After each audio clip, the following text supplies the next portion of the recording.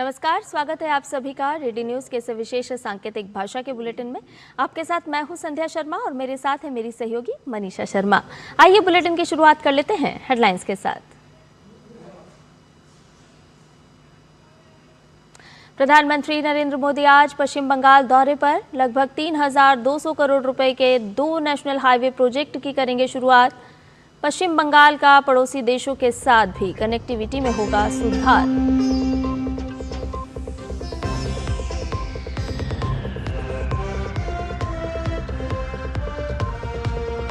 पश्चिम बंगाल के बाद असम में होंगे प्रधानमंत्री नरेंद्र मोदी। आज गुवाहाटी एयरपोर्ट पर नए टर्मिनल भवन का करेंगे उद्घाटन। जनसभा को भी संबोधित करेंगे पीएम।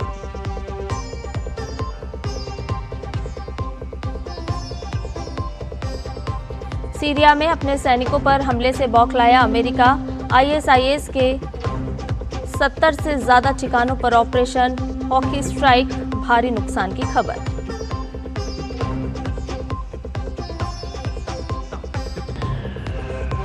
नेशनल हेराल्ड केस में सोनिया राहुल गांधी के खिलाफ दिल्ली हाईकोर्ट पहुंची ईडी। चार्जशीट पर संज्ञान लेने से मना करने वाले निचली अदालत के आदेश को चुनौती।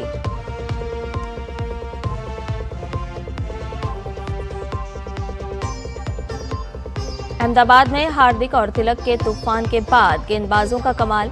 दक्षिण अफ्रीका के खिलाफ 5 मैचों की टी20 सीरीज पर 3-1 से भारत का कब्जा।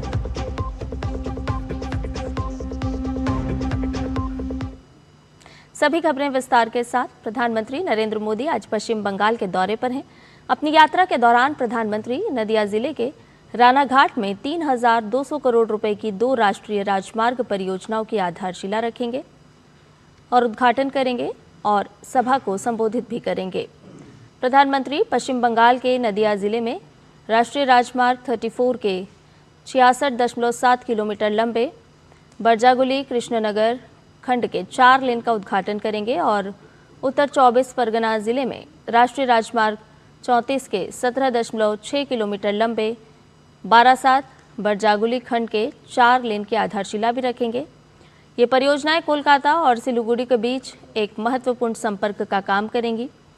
इनसे यात्रा का समय लगभग 2 घंटे कम होगा, जिससे वाहनों की आवाजाही तेज और सुगम हो जाएगी।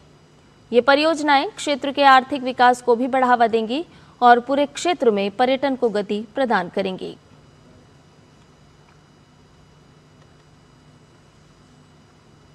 प्रधानमंत्री नरेंद्र मोदी आज बंगाल के बाद असम के गुवाहाटी पहुंचेंगे और गोपीनाथ बारदोलोई अंतर्राष्ट्रीय हवाई अड्डे के नए टर्मिनल भवन का शुभारंभ करेंगे, जो असम की कनेक्टिविटी, आर्थिक विस्तार और वैश्विक जुड़ाव में एक बड़ा बदलाव लाने वाला कदम होगा।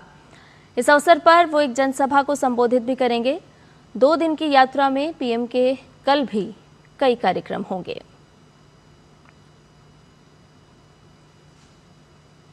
बीजेपी के कार्यकारी अध्यक्ष नितिन नबीन ने प्रधानमंत्री नरेंद्र मोदी से शिष्टाचार मुलाकात की। पीएम मोदी ने सोशल मीडिया पर इसकी जानकारी दी और इस अवसर की तस्वीरें भी साझा की। प्रधानमंत्री ने नितिन नबीन को उनकी नई जिम्मेदारी के लिए बधाई दी और जमीनी स्तर पर पार्टी को मजबूत करने के उनके प्रयासों के लिए शुभकामनाएं दी। पीएम ने भरोसा जताया कि उनका संगठनात्मक और प्रशासनिक अनुभव बीजेपी के लिए एक बड़ी पूंजी साबित होगा। नबीन को हाल ही में बीजेपी की नई जिम्मेदारी दी गई है। नितिन नबीन ने भी सोशल मीडिया पर इस मुलाकात का जिक्र किया और कहा कि प्रधानमंत्री नरेंद्र मोदी का मार्गदर्शन हमेशा उनके लिए प्रेरणा स्रोत रहेगा। नितिन नबीन ने प्रधानमंत्री मोदी को बिहार की सिक्की कला की बनी पेंटिंग और भागलपुरी सिल्क पर मधुबनी आर्ट से बनी शॉल भेंट की।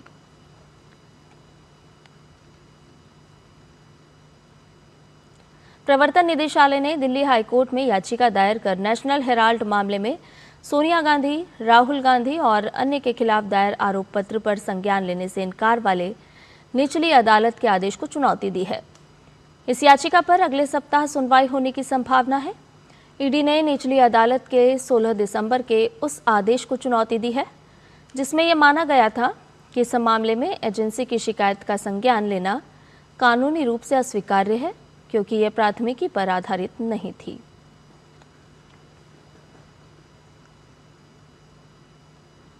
अमेरिका ने सीरिया में आतंकी संगठन Islamic state of Syria and Iraq के खिलाफ बड़े पैमाने पर जवाबी सैन्य कार्रवाई की है। अमेरिकी सेना ने मध्य सीरिया में ISIS के 70 से ज़्यादा ठिकानों पर हवाई और ज़मीनी हमले किए। ये कार्रवाई हाल ही में अमेरिकी कर्मियों पर हुए हमले के जवाब में की गई। अमेरिकी रक्षा सचिव पीट हेग्सेथ ने बताया कि इन हमलों में ISIS के लड़ाकों, हथियार ठिकानों और बुनियादी ढांचे को निशाना बनाया गया। इस अभियान को ऑपरेशन हॉकाई स्ट्राइक नाम दिया गया है। ट्रंप ने सोशल मीडिया पर कहा कि इन हमलों को सीरियाई सरकार का पूरा समर्थन मिला है। सीरिया के विदेश मंत्रालय ने भी बयान जारी कर कहा कि देश ISIS के खिलाफ लड़ाई जारी रखेगा और उसे किसी भी हाल में सुरक्षित ठिकानों नहीं मिलने दिया जाएगा। फिलहाल सीरिया में करीब 1000 अमेरिकी सैनिक तैनात हैं और अमेरिका के नेतृत्व वाला गठबंधन ISIS के खिलाफ अभियान जारी रखे हुए है।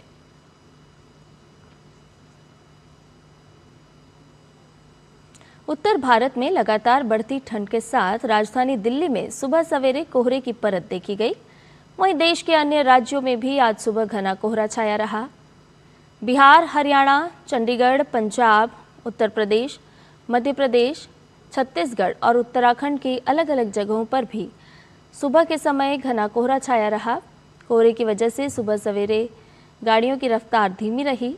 वहीं सुबह के समय घर से बाहर जाने वालों को खासी दिक्कतों का सामना करना पड़ा।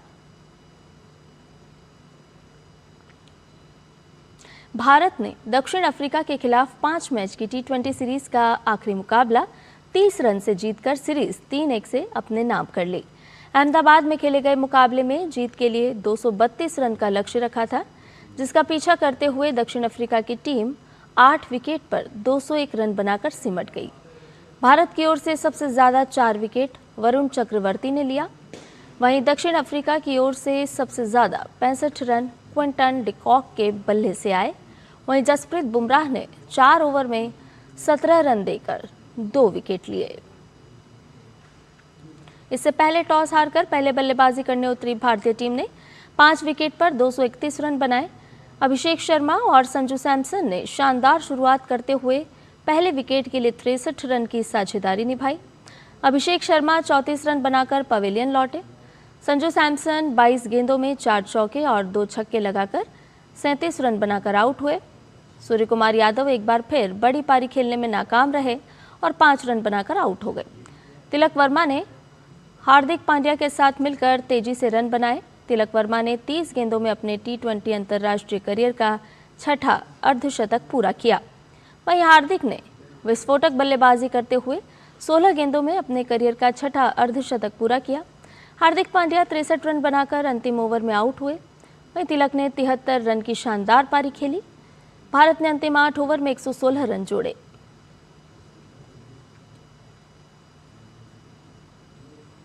अगले साल 7 फरवरी से शुरू होने वाले ICC T20 विश्व कप के लिए आज भारत क्रिकेट टीम के 15 सदस्यीय दल का ऐलान किया जाएगा।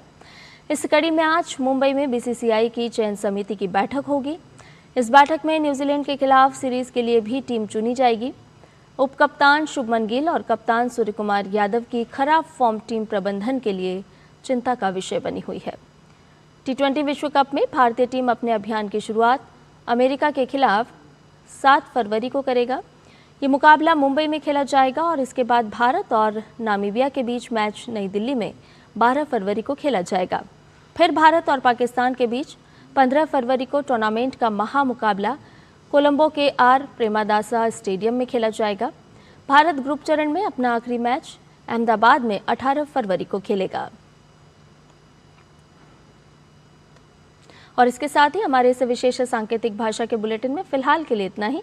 मुझे और मेरी सहयोगी मनीषा शर्मा को दीजिए इजाजत। नमस्कार।